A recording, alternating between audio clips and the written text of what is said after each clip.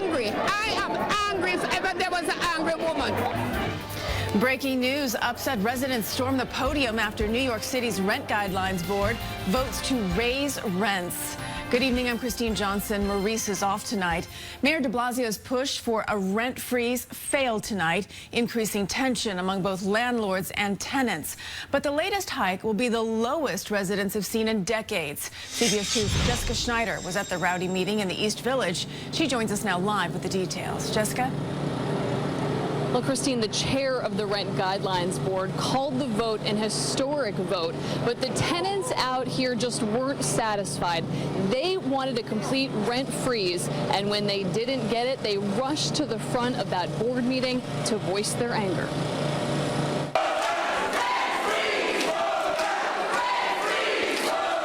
Frustrated renters shouted and booed throughout this nearly 2-hour meeting.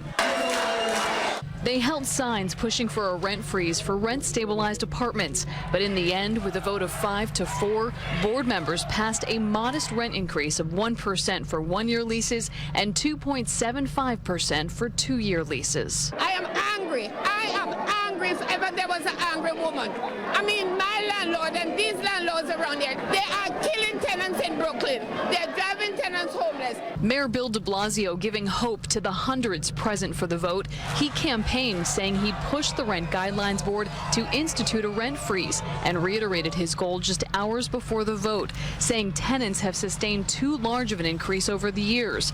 Political experts say while de Blasio didn't get exactly what he wanted, it's still a win. To some extent, this becomes the best possible thing that he could have. An increase lower than anybody expects, but still giving something to the landlords. But landlords pushed back, saying the historic low increase is still problematic. One building owner even issuing the mayor a challenge. That doesn't compensate owners for the amount that they have to pay in real estate taxes.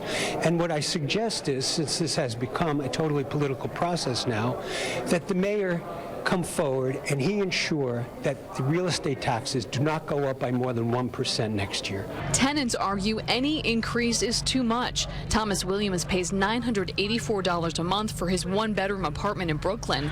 He lives on a pension from the NYPD and wonders how long he'll be able to afford housing in this city. I want to be afford to live here in New York, the city I love, the city that I have given blood for over 23 years.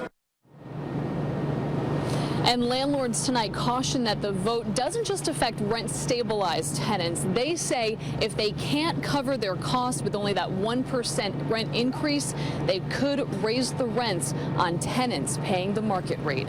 We're live in the East Village tonight. Jessica Schneider, CBS 2 News. All right, Jessica, thank you.